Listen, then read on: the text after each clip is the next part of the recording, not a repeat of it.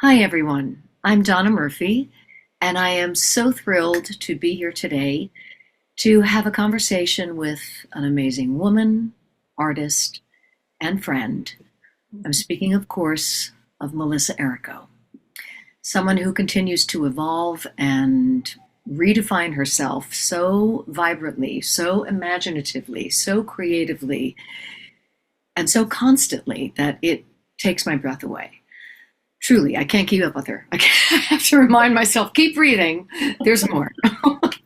Broadway World recently described her as follows: one of the industry's most endearing and enduring musical storytellers. She breathes life into one-of-a-kind shows that balance whimsy with intellect, hilarity with empathy, music with conversation, and always in a style so unique, so personal, so original, that they may as well have, what? I'm going to screw this quote up. So original that they might as well make a blueprint. I agree. Hmm. Melissa burst onto the professional musical theater scene in the First National Company of Les Miserables as Cosette when she was just 18 years old. She went on to star on Broadway in Anna Karenina, My Fair Lady, High Society, Amour, for which she was nominated for a Tony Award for Best Actress, Dracula the Musical, and White Christmas. She has 6 Drama Desk Award nominations, has won the Helen Hayes, the Lucille Lortel, and 3 Drama League honors, and has her caricature at Sardi's. She works with Stephen Sondheim on 3 of his musicals and has made 2 recordings of his work. She's also had a significant collaboration with Michel Legrand, which resulted in 2 recordings, one with the 100-piece Brussels Philharmonic. I mean, okay, just that. Anyway, she's become one of the most celebrated cabaret and concert artists of our time, winning standing ovations for her sexy and sublime shows from London to Paris to New York and beyond, and soon to you guys. Her concerts are praised for how she adds charming storytelling savvy to exquisite singing. No surprise, as she's a standout writer as well. She's also preparing to release a new album, developing a new musical with David Shire and Adam Gopnik, teaching master classes in Sondheim, and touring Sondheim, film noir, and holiday concerts, many with a jazz inflection. She is simply, quote, the hardest working free spirit in show business, as the composer Adam Gettle has called her. I love that quote, Melissa. So crazy, yeah. It speaks to you, though it does. In her recent Carnegie Hall debut, conductor Stephen, oh my God, I'm going to mispronounce Steve's last name, Reinecke, right? Yeah. Really? Did I get that right? I'm absolutely sure, yes. Okay. You got it. If you're watching, Steve, No, Steve Reinecke. No, it's good. Okay, good. Yeah. Just, suddenly you're looking at somebody's name spelled out and you go, okay, anyway. In her Carnegie Hall debut, conductor Steve Reinecke introduced her as a unique force in our musical life, a Broadway star, a concert artist, and an author who regularly contributes essays to the New York Times. There really is no one like her, and there's no one like you. That's just what it is. I think you can stop. Thank you. It's true. Oh, thank you. Anyway, I'm so happy we're finally having a conversation that we've talked about having this kind of a conversation before. I'm telling you, this is like, I have teenagers and they all have different ambitions, and it's almost like my tennis player daughter, having the opportunity to be interviewed by Martina Navratilova or Diana, who's a fine ballerina, but sitting down with Sarah Mearns and just having a chat about ballet, or So you are, how I feel about you. So that's a bond, and I've known you for my whole professional life, and I love you and your past husband, and I love Sean like it was a great example to me. You taught me when I was young. You took me in my date. I was dating Patrick, and he took us out to dinner, and you were already one of the most accomplished actresses on earth. And but you told me to have a whole life and to follow love and marriage, and I don't know how you did it and do it. You're just a well-rounded but full, rich human being I admire. So, well, So there you are. I So, would say that you must know something about how to do it since you are married to a wonderful guy. oh yeah, we did it now. It's These 25 years. children. Yeah, 25 and a half years has passed since that dinner. Yeah. And three grown, beautiful children who are our height and that, are in great shape and are open and soft and, Strong accepting back, of, strong back, soft front. they're open to the winds of change. That's what I work with them on, the winds Mm. of change, like just maybe something that I needed to learn. And I hope that I'm inviting new beliefs, into the genetic chain. Mhm. But your daughter just had her parent visiting day, right? Yeah, In Florida. family weekend. I know it was amazing. It was amazing. When I went to college, I went to NYU as an undergrad drama major, and um, it was its own specific experience. And my academics were with the university, and I was studying with Stella Adler, and I was discovering New York City, and Mm. which was a huge distraction, quite frankly. And I didn't make Ah, it through. I got my first job while I was a sophomore, at oh, NYU. wow. And of course, New York was the most incredible campus, and certainly as an aspiring artist. But to visit Darmia, um, up where she's going to school, which is a real campus, and and be where she is pursuing her passion, which is she's studying animal science on a pre-vet track, Ah, and that's been her passion since she was, I mean, really like 3 years old, which ah, I think to myself, well, I think I was three when I said to my mom, I'm going to sing and play different people so I can tell all of their stories. And my mother was like, okay, how old were you when you like said that? When you were like, three, three? three, Oh my three. God. Yeah, I was very, I don't know, precocious, certainly. But I just had these ideas, and Interesting. I'm much shyer now than I was as a child into my teenage years. Really, just with like whatever came into my head, whatever I dreamed of, I wanted, to manifest it, and had no embarrassment, or uh, I didn't tend to judge myself as hard as I'm getting better. I'm sort of returning to a place of, Turning back. Yeah, yeah, yeah, I hear yeah, you. I yeah, hear you. recognizing Well, that. it won't surprise you that I, at 3 years old and probably till 11, I was just upside down. I was a gymnast. I was just, Right. That's I'm right. sure that works for you. I was just upside down. I just loved tumbling and cartwheeling. And I was in a television show when I was 12. I was in one of the Muppets spin-offs, and I lived in Gorilla's a pocket in this little Oh computer my thing, gosh. like an early phone, and then he'd open it, and there'd be stories inside of middle school bullying.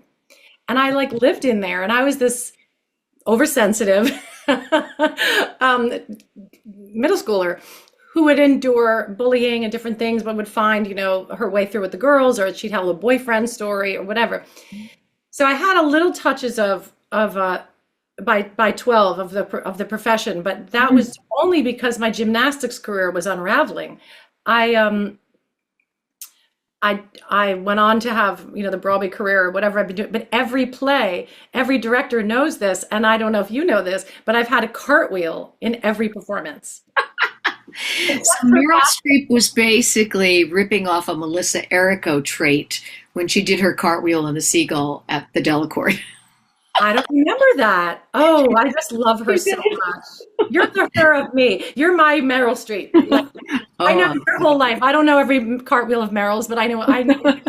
that's amazing. I didn't know that about you, though. You always work at the cartwheel end still? Yeah, I don't know what will happen now that I'm, in the mature section of life. Well, like you said, Meryl pulled it off. She was Yeah. probably, No, you yeah, could. so we'll see. We'll see. I don't do it in my current concerts because I don't love slacks. I don't like slacks. I've had someone recently say you should do what Liza does. You got to you're getting older. You need the beautiful black slacks and like a white blouse and a little vest. It would be perfect, a little brainy, sexy, a little Euro. But you see, I don't like slacks. So I Mm. have to figure this out. Do you wear slacks? Well, I wear them at home a lot. Yeah. And but I'm, I'm very boring. I like a nice black trouser, that's got a little lycra in it, so you know, it's stretchy, but it doesn't. This is a Zoom that's already done. Our Zoom has zoomed off today. We are going to get back to the There's subject. nothing about this Zoom that's the Zoom we expected, but that's the right Zoom for me. So I do want to talk to you though about how you put together a show like the one you are bringing to the Mercyhurst community. I'm going to start with a basic question, but it's actually connected to something else. So my question was going to be, how do you compose a set list? But really, to me, it's how do you conceive of an evening? And then from that, which comes first? Ideas about the songs you want to sing, and then recognizing what the sort of commonalities or themes that emerge from that? Or do you start with an idea about something that you want the evening to be about or to impart? Talk to me about that. Everyone is a little different. Mm-hmm. I kind of make up my set list in the same way that I practice the art of like essay writing. Like there'll be a beginning, a middle, and an ending sort of emotion that I want you to feel. So I Okay. have to figure out like how I'm going to get you to that ending emotion.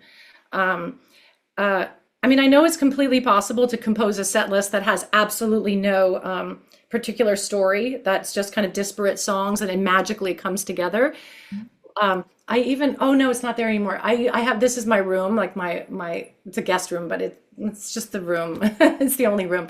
And I kind of use it as an office. And I had a list that were all bird songs. And I was just doing that. And so it could work someday that like just singing all bird songs, but I've never done a show like that. It was for Birdland. It was like an idea. And sometimes I have these lists going but that would be an example of something that has no plot, but maybe a plot would emerge.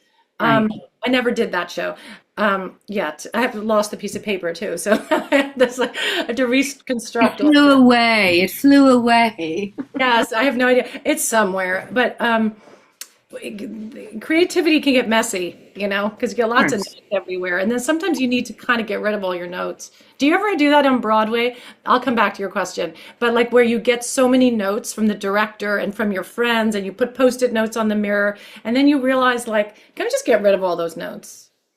Yeah, because I find once I feel like I've integrated them, it's time to let go, or you just focused on the note itself as opposed to an integrated performance that hopefully is able to, you're able to engage with those adjustments or ideas. But God, when you're first trying to integrate those notes, it's like there's that little, Thing you person. go for. Yeah. And I was such a good student that I'd always go for that note. I look forward to when the time is right, when the universe will give me a role again, to have that every day exploring so that I can bring the lessons of cabaret and concerts to the theater, which is, it's not as linear, and you don't have a director, and you're not being pestered by the demands of a script. You create the script, which is the nature of your question, I think. You create that script, but there's room for meandering in meaning. And if you're working with an improvisatory pianist or a band or the chart, there's also like he'll respond. And so it's a little bit more,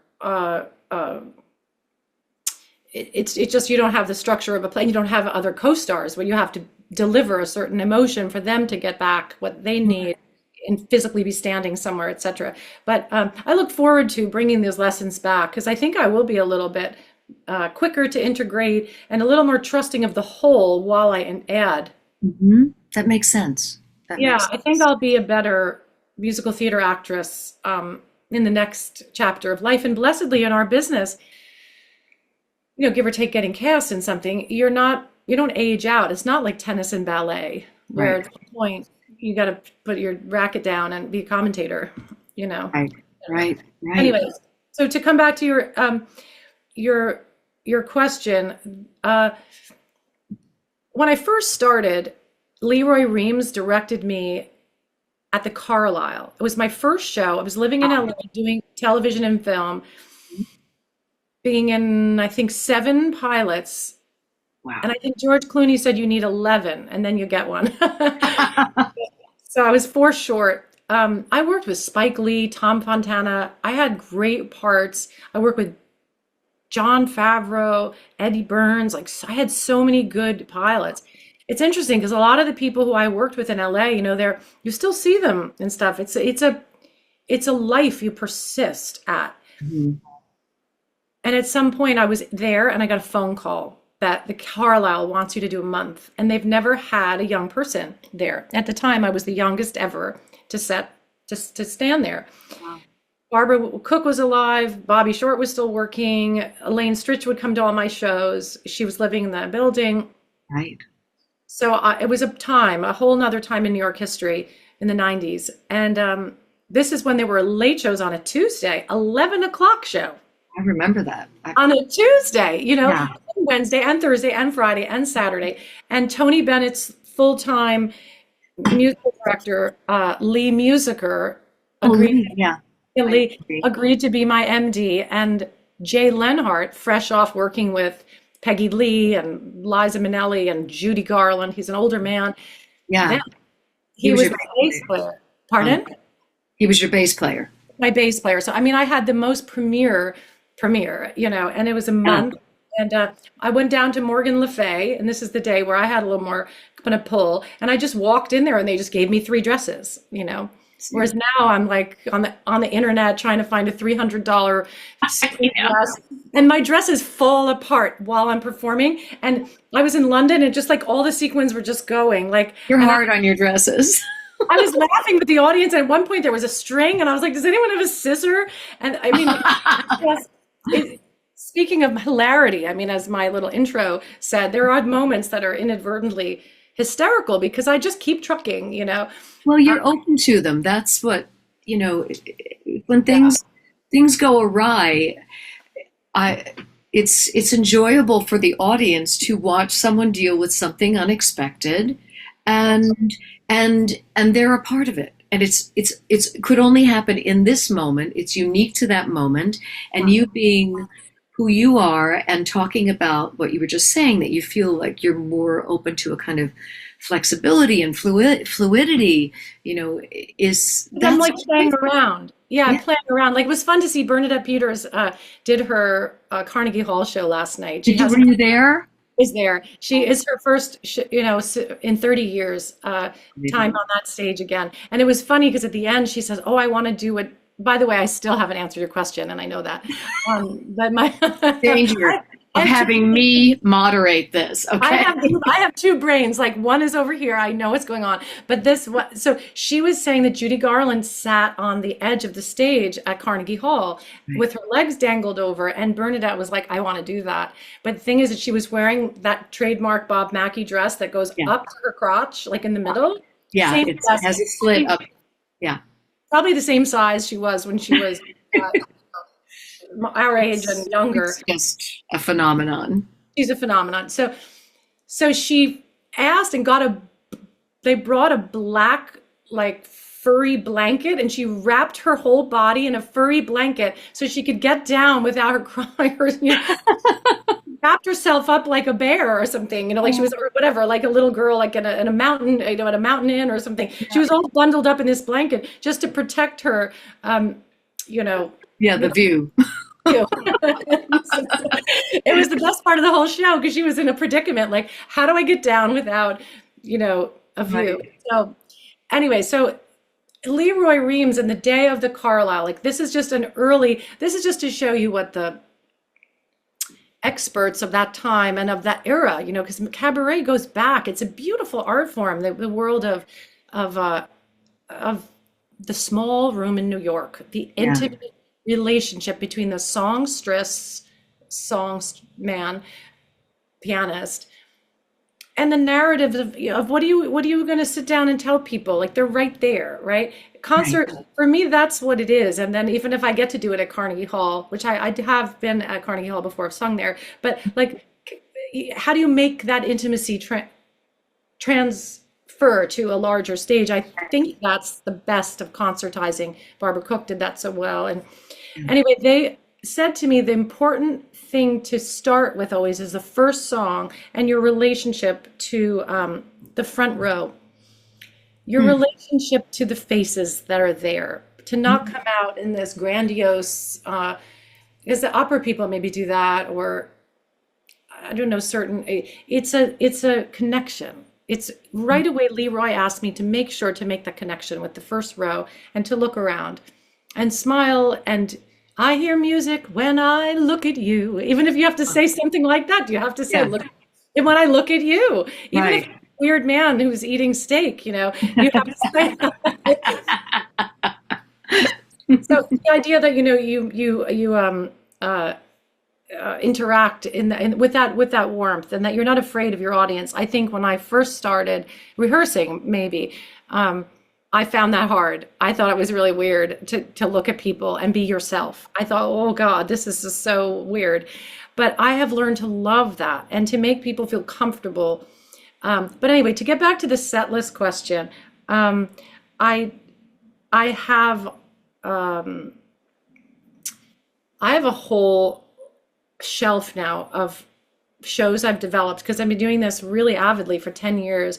And so I have binders that are each have a topic. So let's say if it's a Michel Legrand tribute, Mhm. and I know I want to sing his music, or I'm setting out into when he passed, I set out to do uh, a look at him. Right away, I thought, I was in a show called Amour. Amour I means, saw you. I loved that show, and I loved you in it. and You our had friend James awesome. Lapine. We share Yeah, James Lapine. right. Oh, look at you. You're in your James Lapine glory right behind your head. Yes, I am. Well, it looks like I'm in James Lapine agony, actually, back there, but that was just the character. That was the Loved character Tosca, for anyone who doesn't know. That's Donna Murphy starring in Passion, and I was at your opening night. I was in My Fair Lady, I think, on Broadway, and I went I think I took a night off, or we hadn't opened yet, or it was something like that, because I was with the director, and it was an astonishing and culture-changing musical. I was in it actually, the John Doyle revival, and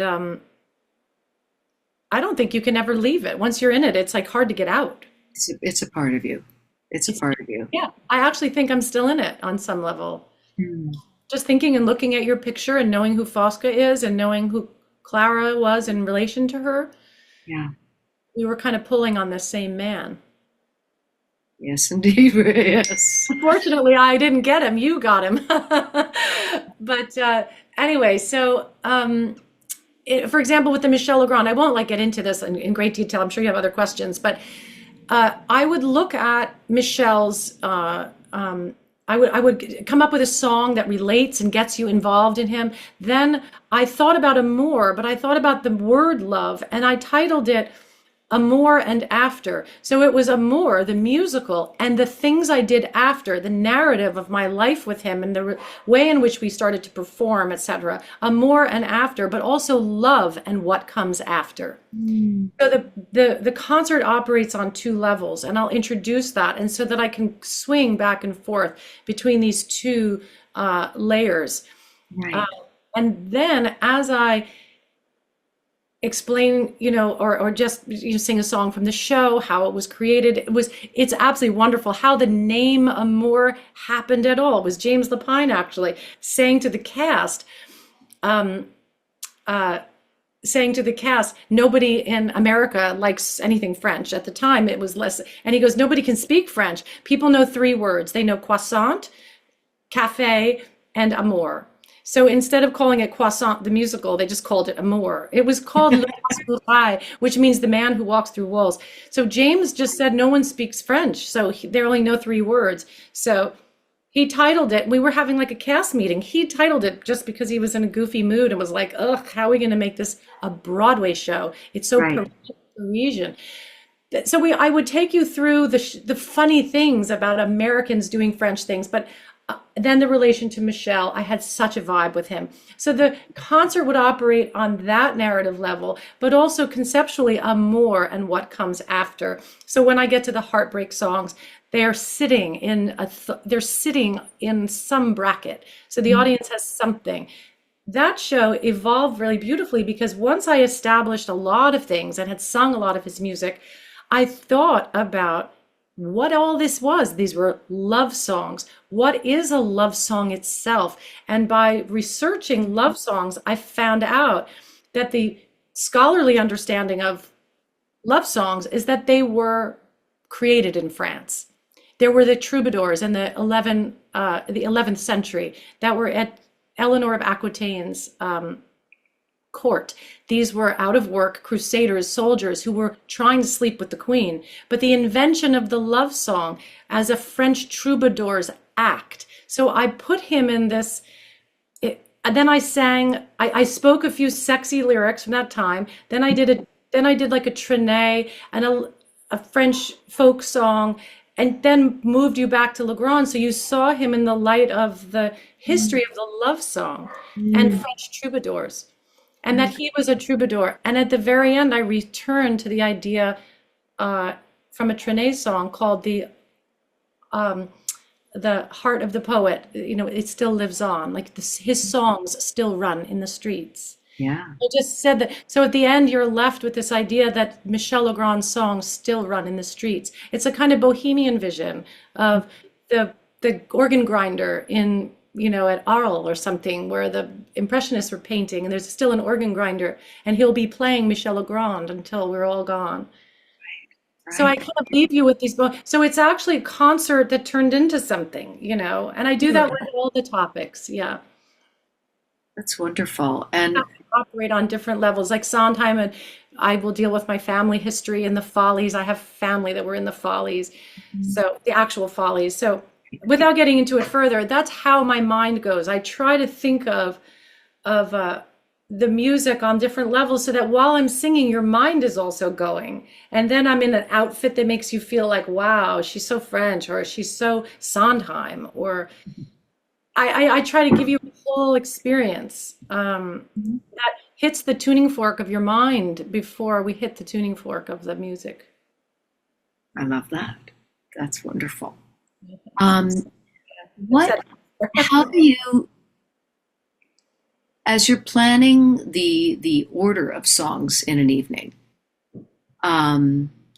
is that something that you play around with as you're putting the pieces of the puzzle of your show together? And does it tend to change much in the process? Yeah, I mean, it's always a question about, Mary Clearharan was one of the great intellectual chanteuses, and she was one of my early teachers. And she said, your second song has to be Latin, or it had to be a Latin rhythm, or, no, this is so crazy. Or, forgive me, who wrote Guys and Dolls? Frank Lesser. Frank Lesser. It has to be Latin or Frank Lesser. Like If I Were a Bell. I have no idea. What she just said, he was a good second song, and or a Latin beat. I mean, people say crazy stuff to me, right? So you've actually studied with people, obviously, who this is their world. This is their totally studied with people who this is their world. Yeah, I did with Mary until she passed, and I talked to Michael Feinstein frequently about themes, or like right now I'm working on something about the First World War, and he knows a lot about that era of music, which is basically early Irving Berlin and the birth of the American songbook. Kind of Tin Pan Alley did start around that time. So I'll call Michael and brainstorm, and sometimes he'll give me a gift after, which is like a Burton Lane song that never got published, and he'll just send it to me as a gift, and I'm just like, oh my God. Yeah, that's so cool. He'll give me presents, so there is a culture, and it's a really beautiful culture. It says serious, and as the things that I did before in musical theater or in acting, looking up at all my books here, George Bernard Shaw, and Oscar Wilde plays and all the things I studied, Strindberg and all this. It's as I take it as seriously as I would Sure. my other early theater history. Um, I would think that also because you're creating it, you are choosing the material, you are curating it. mhm. It's not that we don't, God, we don't live for our writers and playwrights uh, who give us the story and the script and the characters. But while you're taking material that others have written, you are weaving it together in a way that is your own statement. So Yeah. of course you take it seriously. Of course I you would be remiss, though, as you say that, to not mention that um, Elaine Stritch, a long time ago, had a very evocative concert that operated on many planes. It was a Sondheim concert. It was a funny show about being an actress, and it was a revelation about overcoming alcoholism and at Liberty. at Liberty. Yeah. Hmm. She engaged a writer from the New Yorker magazine named John Lahr, and that was a the brainchild of their two worlds colliding. And when I met Adam Gopnik about 10 years ago, I was doing his musical with David Shire. He writes, they both write, obviously, David writes musicals, and Adam has started writing musicals. And when I was cast at the Long Wharf Theater for the Long workshop, when it was over, I was so smitten with how smart Adam was. And I said to him, "Would you be my John Lahr?" He Ah, knew right away what I meant. Like right. there was a there was a code, like a secret code. So I'd be remiss. He does put it, most of my concerts he has swept in and um, inspired twists and turns, Yeah. like I would never have known about Eleanor of Aquitaine Hmm. and Hmm. other amazing things. Like one time I said, "Oh, this feels like an archaeological dig." And I said, "I'd love to make some comment about archaeology." Um, and because I was finding Michel Legrand's voice, and then I sang with him and I flew his voice in, and Ted played, and it was this amazing thing. But we had to find machines that could get these recordings available, and it felt like archaeology. And I said, "Is there anything French in archaeology?" And he says, "Melissa Champollion." I said, "Who's that?" He said, He's the French archaeologist who found the Rosetta Stone that created an understanding of all the languages. Like the Wow. greatest of archaeologists is French. So, I was able to say this kooky thing on stage, and I have to be honest, I would never be able to make such a sophisticated joke without being able to call on the smartest person maybe Mhm. on earth. So, That's so you. It's another element of collaboration that you have. yeah. Or Mark Shaman, yeah, like I'll call Mark and ask him for crazy song, and he'll write a crazy song. Not So that he just does that, but he did do it once, and it was brilliant. he's a Yeah, genius. I wrote it. Yeah, a song. So did I answer finally your question? It's a bit of a Yeah. journey. It's a bit Yeah. of a journey. Each undertaking is has a, whether it's Valentine's Day, if holiday concert, maybe I'll come up with one binding idea like the advent calendar, and we're going to open all the windows and see what's inside. I love it. Or yeah, I'll just use the advent calendar, and we'll just spend the evening opening and seeing what's inside about the holidays. Um, Anything like that will help an audience to get through 16, 18 songs, and think about maybe uh, that'll get me started. Maybe in that case, I think with holidays, I talked about why we light the tree or the menorah, because it's about light at this darkest time of year. So I'll have two images or something that I can call on at the end, because I want you mostly to feel that we have to keep the light on, the lights on. Mhm. Like I said, the ending emotion is super important. With Sondheim, I always want you to feel something very specific. It's either, if I'm doing a city concert, I like you to think about Manhattan as a island of the Grand Jatte, like another populated place where disparate people are living in harmony.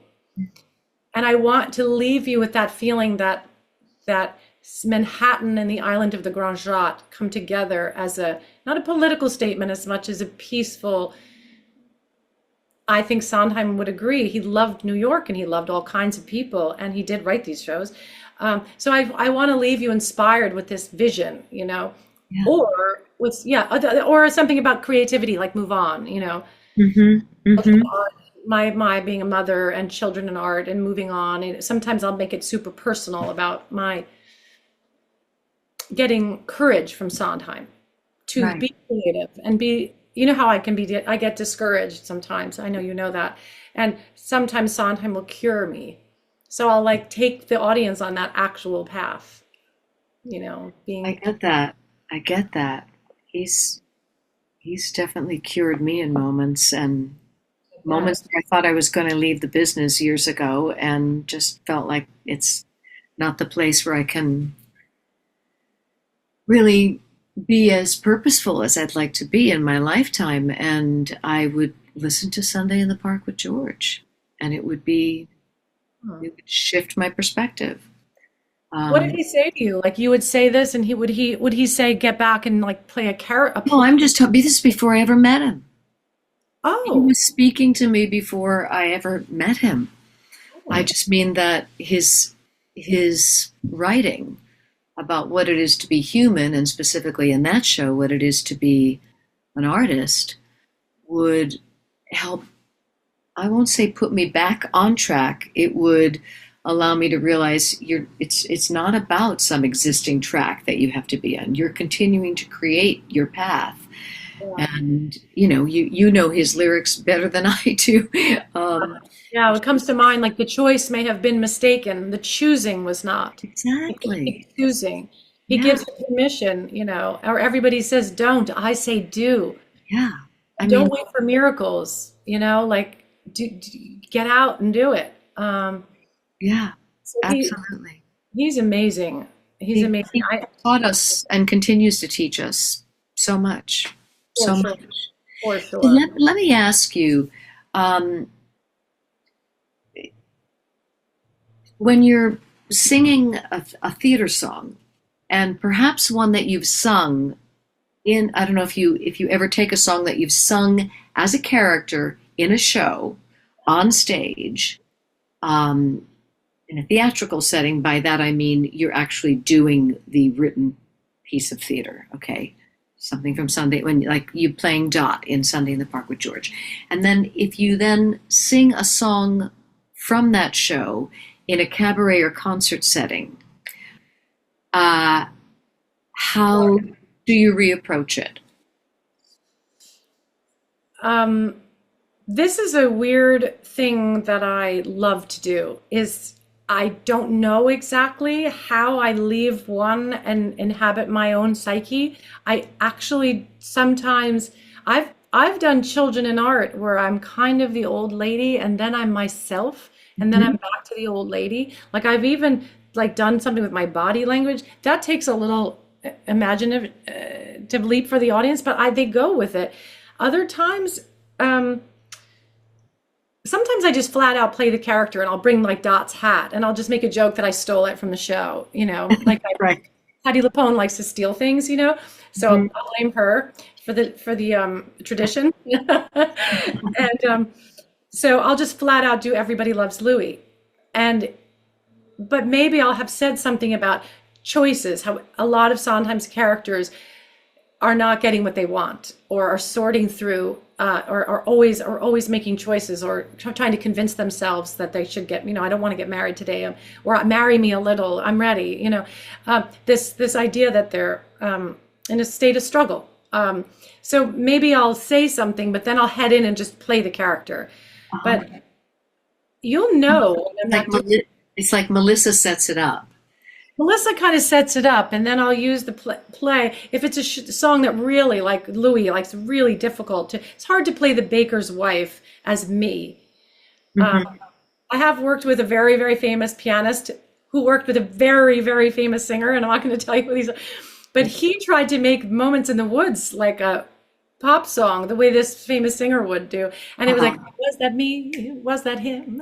Did a prince really kiss me and kiss me? And it was just so wrong. And I did it out of town, and I thought, I'm so glad I'm not in New York, because that's just not, I mean, it sounded beautiful, but it was just so wrong. It was just, that's a danger of when you start working with pop musicians, because then they don't know that the baker's wife just has to be dealing with the prince and the baker and what the hell she's doing. Right. So you can't really just wander into your mind on a song like that. It just doesn't feel right. So I'm not like a jazz singer that will just turn loving you into loving you is not a choice, it's who I am. Like, I just can't. I couldn't. I've heard it. I can't. So that said, I always know what the essence of, let's say I do loving you. I know how focused Fosca is and obsessed. I might just focus on the purpose. It gives me purpose, Hmm. gives me voice. And the idea that loving you this much gives me purpose. So I might just be like too Italian for words, and like do it just like, it's just, I love you so much. And I'm just, so you have a little sense of the crazy, but it's also sort of like luscious and like, Hmm. just like loving you. So I will take your song and make it a Melissa song, so sometimes make it a kind of hungry Italian thing, and Ted will be playing his stuff. And Sondheim has heard us do this, and he asked me, when you do this, would you just sing the song I wrote first, then let Ted go, then you can go off the melody, just the smallest bits. Loving you is not a choice, it's who I am, not in my control. Uh, um, I do like a couple of vocal adjust, like changes when I come Hmm. back. I don't know why they're not coming to me, um, but Sondheim asked if I would sing it square and then do what he called being the band singer, big band singer. Or he said to me, "You're two things. You're an actress and you're a band singer." Hmm. Yeah. Yeah. Uh, Uh-huh. so he was asking me to make sure the audience hears the song. Would he have said that to Cyril Aimé, who's a big jazz singer who likes to sing his music? Probably not. He would have just said, just do what you're doing. But with Mm. me, he was demanding that I walk the line back and forth. So, but there are other times where I just flat out just having a spiritual experience, like stop worrying where you're going, move on. Like I get crazy with that. I have my hair going, and I really believe that like the meaning of life is here, and I'm just going to say it. I'm not Right. done at all. Hmm. I'm like a spiritual chiropractor or something. I want to like change you. I want to shift you. I want to touch you. Um, and I'm not Dot at all. I'm like a fanatic for Sondheim, and Hmm. I'm being that. And that song I think can take that. Yeah. So Yes, yes, yes. that's a long answer for, it's like each song to its, I always have to respect the song. If I feel like it's becoming a, I don't know, like a about my voice or about style, I just won't. I just get, I have like a break that goes on, and my body goes, "This is so stupid. We can't do this." I'm not Marvin Gaye. Like, what am I doing? Yeah, yeah. I would have liked to hear Marvin do a little Sondheim.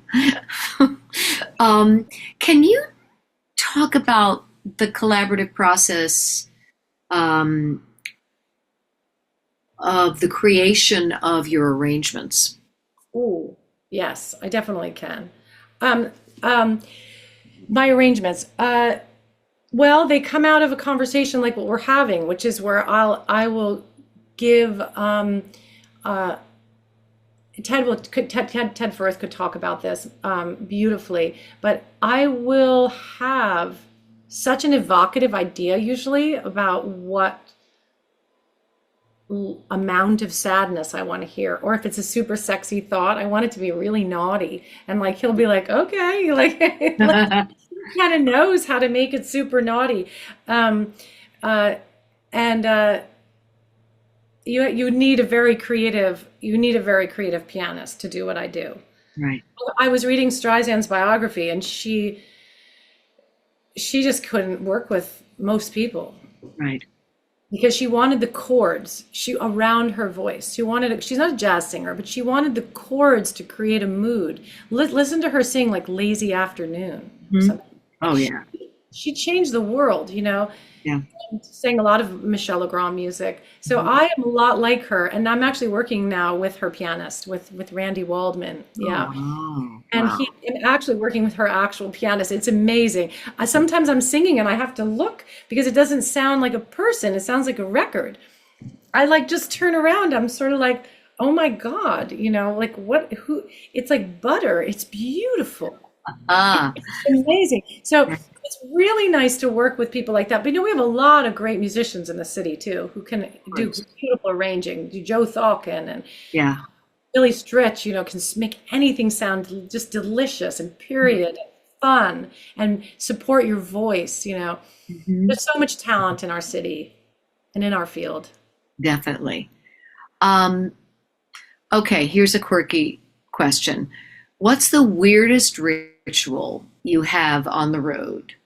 Either a superstition or practice that you feel you cannot miss. Well, it's not really what comes to mind right away is that I never have anybody to zip me into the dress right before the show because I don't have like a staff or anything, you know. So the ritual, first of all, is to get in the dress before the show starts, and I have to find someone. Sometimes it requires walking around my hotel floor and being like, "Excuse me, sorry." My dress. It's so weird. And sometimes it just leads to like a funny feeling of it, of like that I'm a circus artist and just I just pitched my tent in your town in Iowa and I'm like in your weird hotel and like, you know, not weird, but you know, nothing wrong about Iowa. But sometimes I'm just so far away from the showbiz mentality and I'm in this hotel and these people are like, okay, and they're like zipping me up. And then I'll get this um there's a thing called a pipe and slipper gig. Do you know what that means? No. People love these because you're in the hotel and then you go down and you do the gig in the Oh, hotel. So you okay. get dressed in your room and then you go down. It's called a pipe and slipper gig. And Okay. everybody loves those because you're just all There. Yeah. just Yeah. chilling out in the hotel. Then you go downstairs in this beautiful nightclub and then just go back to, you know, your room. It's kind of a life. It's a kind of life. So anyway, that's not a great answer, but my ritual is getting dressed. Ted doesn't do like hand holding and spiritual stuff. Like I know Betty Buckley and stuff likes to have a prayer and stuff. Ted would First of all, I can't find Ted half the time. Like I look at the empty piano bench and I know at 7:45 his butt's going to be in it or near by the 8 o'clock show. But there's a gypsy quality to this. Like people are, you know, they're out, they're getting dinner, they're in their dressing room. He's doing orchestration somewhere in another room. There's a looseness about it that's a little different than serious rituals. It's a kind of you gotta keep loose, you know. You don't want to get yourself too Was serious. that a, sorry, I'm sorry to interrupt you. No, no, that's all. Was that an adjustment or is that an adjustment for you, Oh, to be yeah. comfortable with that? Oh, Oh my yeah. God, I brought all kinds of. 7:45, where's my pianist? Oh, yes. Like I think I was so uptight 10 years ago, thinking like, where is everybody? And do we know what we're doing? And sound check, I was like, we should run the whole show and we should have a rehearsal the day before, and do a run through. That doesn't even, that is good when you don't know your material, but you can,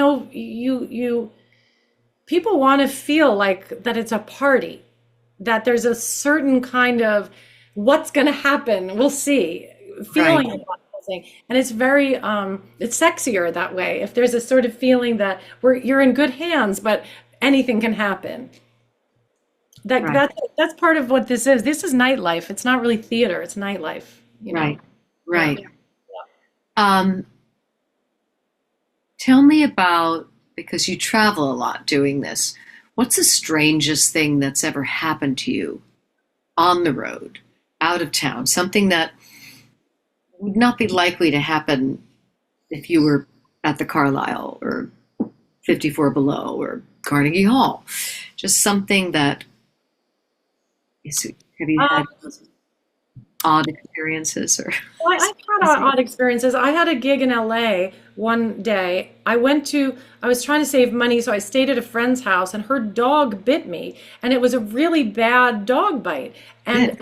I got scared of dogs. And then I had a gig the next day in San Francisco, and I was in a bad place with large dogs. I was a little off dogs, and I checked into the hotel, and it was a dog friendly hotel, but it was a dog dedicated hotel. So just by coincidence, I went from like a dog thing to a place where there were dog houses in the lobby, and then I was like, oh, and there was dogs in the elevator, and there were pictures of dogs and books about dogs, and then I got into the hotel room, and there was a stuffed animal dog on the bed. It was just like too many dogs. I know that's not a great story, but that was just one of those things where I thought this is so on the road. Like Yeah. I'm having such a on the road day So that now I have a song do you know that Aaron's Flaherty song? Oh, something. It's dogs. about the title has dog. It has the word dog in it, and it's a really sweet, kind of funny, but with a little bit of pathos, clever song. And you should look that up and tell your dog story. Just fell in love with their song "I Was Here" yesterday. Um, Oh my God! And Mark Hudish does it on the record, but it is. I'm figuring out how to get "I Was Here" into the World War One show because it's about remembrance and being remembered, and of course, so. But that is the song. They're amazing. Jason Daniele sang that at Sean's celebration of life while we did, a sort of video and collage. We had two different. I mean, this is I'm a widow. My husband passed away 8 years ago, and as you know, and so we had like one video, a photo collage that was personal, and then we had another that was all of his work. And I really that was mostly for his daughters and nieces and nephews and grandson. I really wanted his work, and others, of course, appreciated it too. So it started with Jason singing that song, and then the visual started while Jason continued, and it was so beautiful. And but I did the original workshop of the Glorious Ones, and that's its own another episode of something. But I do think that they are geniuses, and I'm actually going to see Ragtime tomorrow night. I'm very excited Oh about wow! Yeah, that. yeah. They're There's always so many beautiful songs to find, but their work, I'm still starting the archaeology on that. yeah. But look, it's from Lucky Stiff, and I feel like Julie White sang it originally. And Also, I don't even know if I you need to want. check this out after you telling me that story. Tell me about. Yeah, being on the road is crazy. You'll find yourself driving 2 hours through cornfields, and you see that the corn is as high as the elephant's eye. Like it actually is. And you're thinking, wow, and then you have to sing like a really sophisticated songs of like Michel Legrand or Sondheim. These people have no idea what you're talking about. And you have to figure it out. You're like, does anyone ever heard of the song Send in the Clowns? Not that many people. Some. I said, does anyone want to know what it means? And then you'll get hands, and you'll think, okay, so like it's a whole different thing, and you'll share. It's like you're coming from another planet, Right. and it's amazing. It's an amazing opportunity to go out around in America through cornfields for hours. And you'll see Amish people and the whole thing. You're like, I'm going to do like a show in a sequin dress. You're like, how did this? And it's a big, big building. That was a building that was uh, going to be a rodeo the next day. So it had the 10,000 seats. And the guy was like, tomorrow there's going to be a bull standing where you're standing. And I was like, oh, how exciting. And I'm like in this place that's going to be a rodeo tomorrow. And the sound man comes up to me and he goes, so what kind of show is this? And I was like, did you ever see The Wizard of Oz? And the guy's like, yep. I was like, so you know the girl who sings in The Wizard of Oz? Judy Garland is her name. It's kind of like that style of music. And the guy's like, okay. And by the end of the night, he uses the lights that they use at the rodeo, and he makes this beautiful Hollywood thing and colors. Someone goes out and buys roses. And then all of a sudden, we have a sort of a Judy Garland night in this crazy place in the cornfields. And it's good. So that's an example of the kind of, not everybody would be willing to do what I do. to walk in there to know 2,000 people are coming and they don't even know exactly. It's not really that well. It's not that it's not organized, but it's not always entirely planned. From the tech standpoint, it is and it's not. So sometimes it just means arriving and being nice. You have all day, you get to know people, you trust them, you share what you do, they listen, they go, oh, I have an idea, and you just evolve. Well, It's they kind want to be there though. They've chosen to come and see you, and that is its own gift, and then you share something with them. Yeah, and And the they venue really needs a little help. They don't always know. So when yeah. you get there, but there's always someone back there who's like, you know what? I used to be, I don't know, you're gonna love the sound. Like, and I'm thinking, I'm sure. He's like, you're gonna get sound tonight better than you've ever heard. And I'm like, okay. I'm in the library in Maynard, Massachusetts, and I'm thinking, I'm sure that the sound on the lawn in the library is not gonna be great. And you know what? Sensational. This Wow. man in his red pickup truck knew exactly what he was doing. God bless him. And I'm always ready for a miracle. Yeah. Yeah. Well, Or a people, disaster.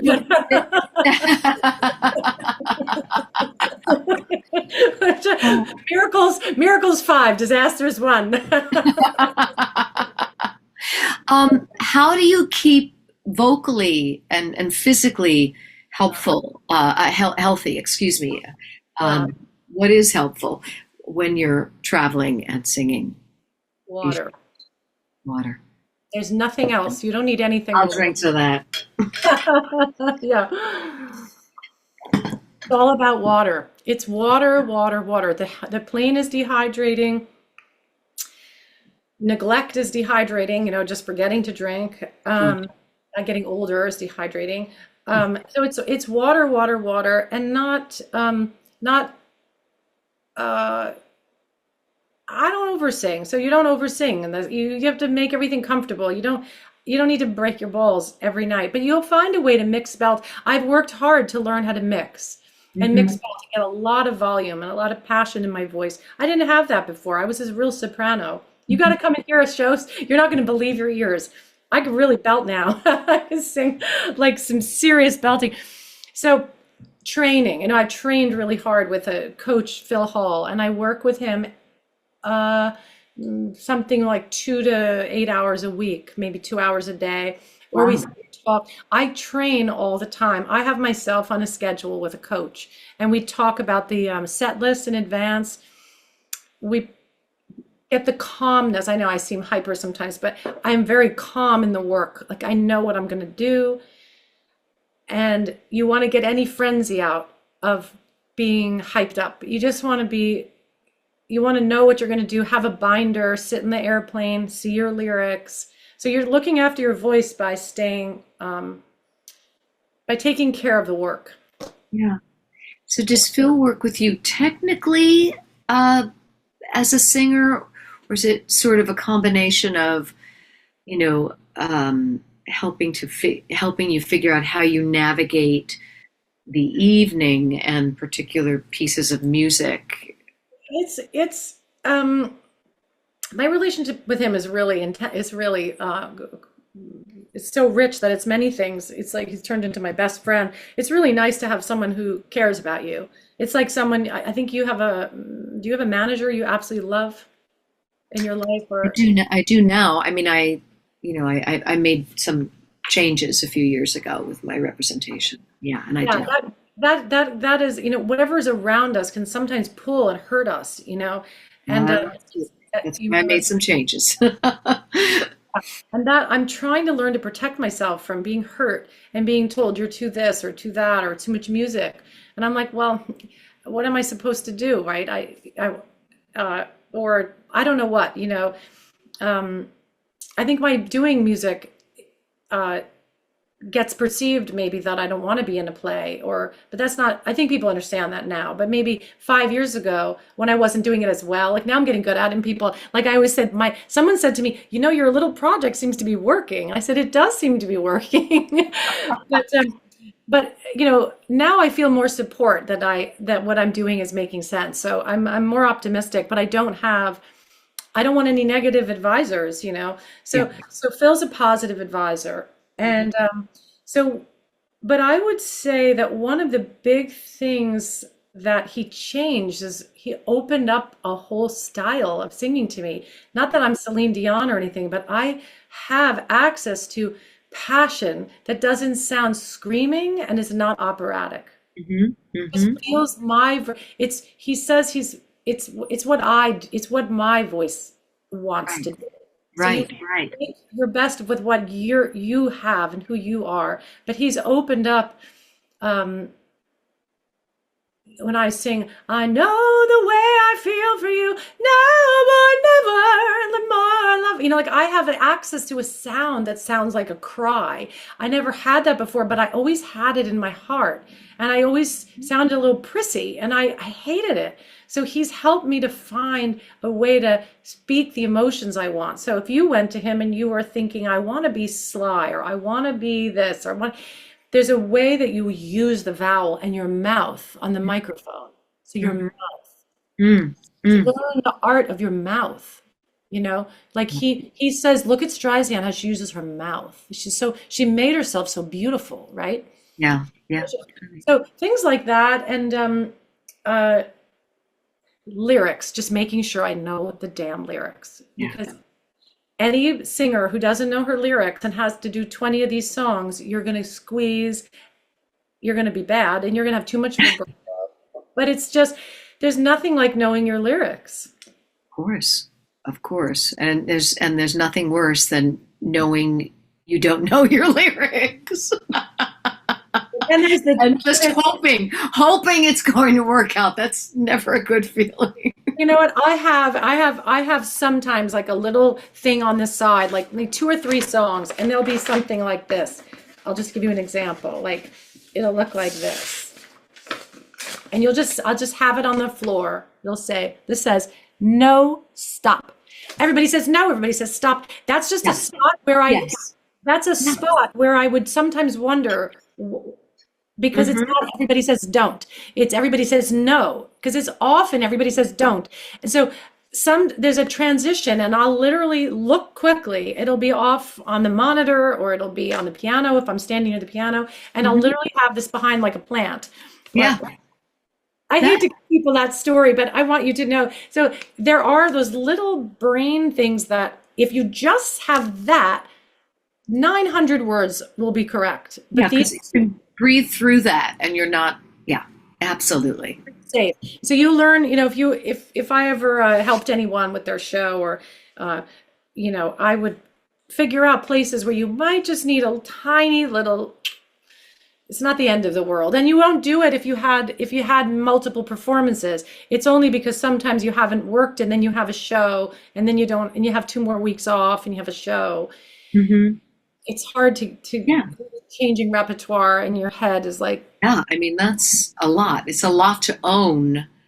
Um, kind of owning all of it. So if you are going between doing these different yeah, shows and with different repertoire.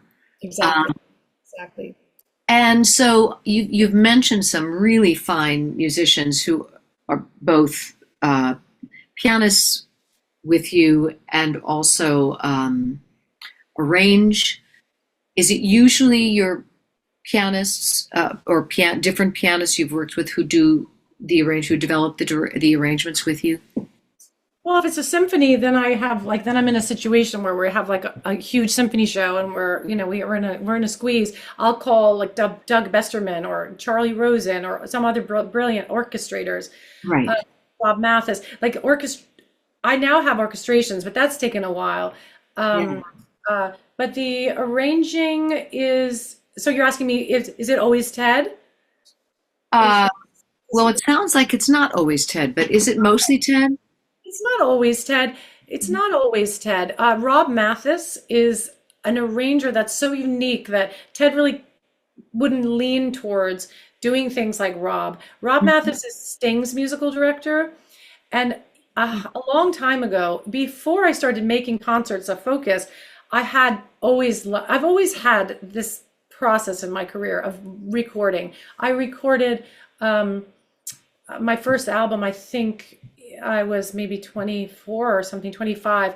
I worked with Randy Newman on a musical, and then I was doing Linda Ronstadt's part, and I just kind of got interested in recording, and I did High Society, which had jazz in it, and then the Blue Note Records president, Bruce Lundvall, signed me. Mm. I had another career going simultaneously with Broadway that nobody understood. Mm. Um, that was completely like my own thing. What is the point? Was your Blue Like That album part of that? That I is, love that album. And I remember coming to see you perform, I think down at Joe's Pub, yeah. when you were singing the music from that album. And who So, was my pianist but Jason Robert Brown, who wow, also, that's right. yeah, That's right. he has a beautiful mind for different styles. I actually can't remember what your question was about. Um, well, I was asking about really what I wanted to get to was your relationship with your pianist, but I had asked Oh, about, Rob Mathis. But Rob Mathis, when I was early in my career, I went and saw Bono, Sheryl Crow, Nora Jones. I had been signed, but I hadn't released my record yet. All of them were singing a Cole Porter evening.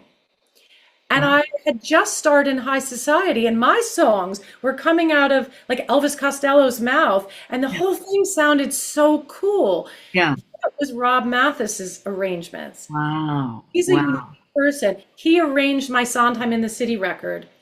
And so that's the world of like real recording stars. And there's a melding of worlds. And give or take a few songs, I think they all work. My whole Sondheim in the City record is kind of out of his brain. Mm. He directed Ted to do the swing style things that are follies, but that whole record is funky and comes out of the world of someone who works with Sting.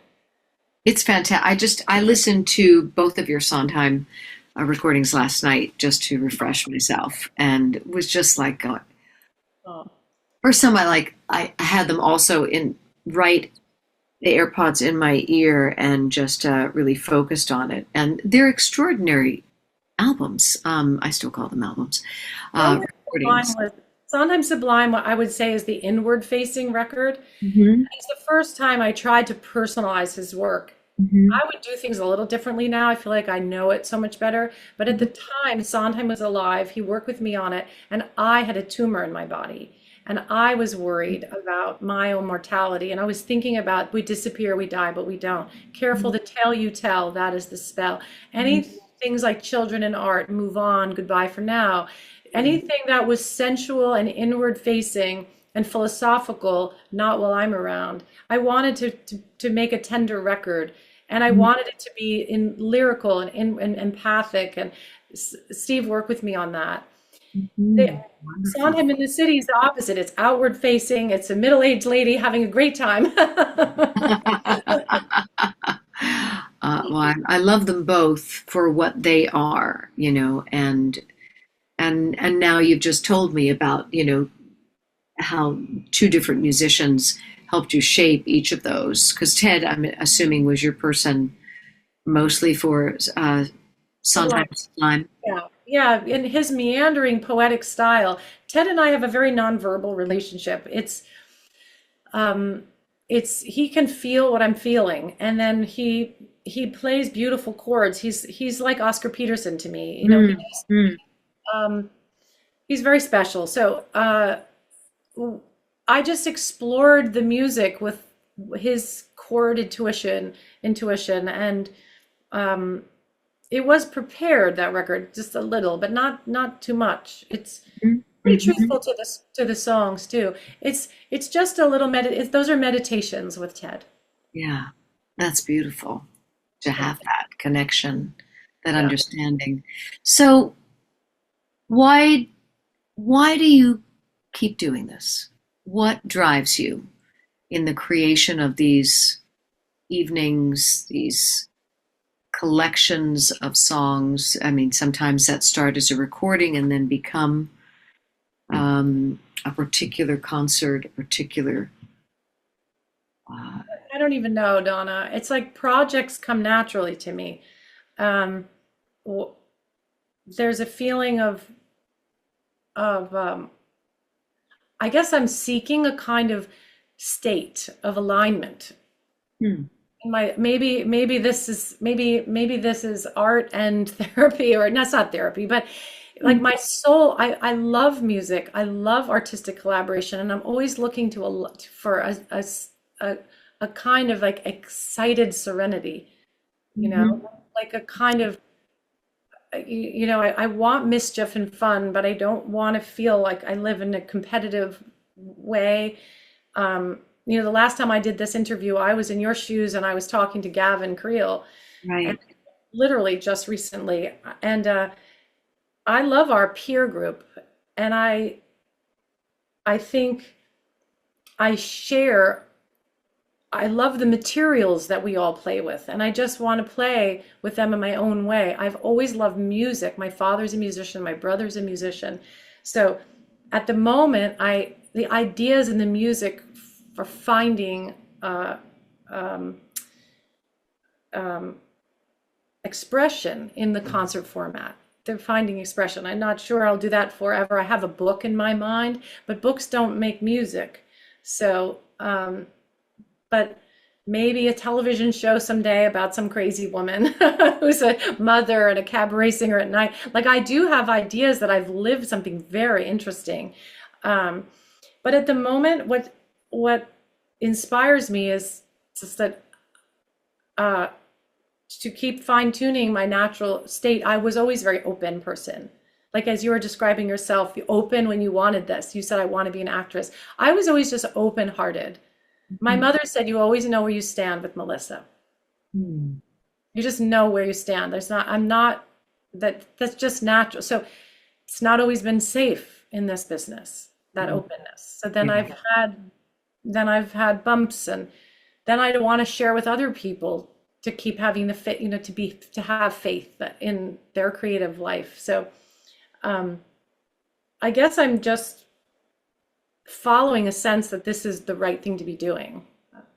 I feel aligned. I feel like the music, my voice, the pursuit, the audiences. If it didn't go well, I would say maybe this isn't working. But it always seems to, knock on wood, it keeps working. We keep having beautiful nights. So something is working. So I'm following that good feeling. That's, I think that particularly as we move through our life journeys, um, I mean, some people are lucky and they feel that sense of alignment in a mindful way, and they don't have to work for it. Um, and others, and certainly including myself, and not that I haven't done things that made choices that I knew they it was a very thoughtful process in arriving at I choose to do this, or I choose to say I'm not going to accept this, or I'm both in terms of work and life experiences.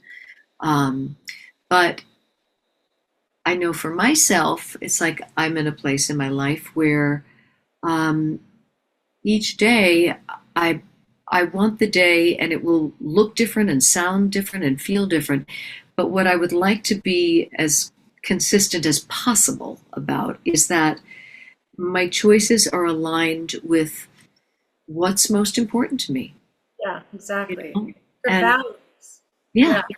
and that if I can be consistent to that, that it can look and feel and sound and uh, affect in a wide variety of ways. But at the end of the day, I want to be able to say, I really did try to, I mean, not like in the way, I'm trying, but Right. just Ease. say that again, love? Ease. With some ease. Yeah. Yeah.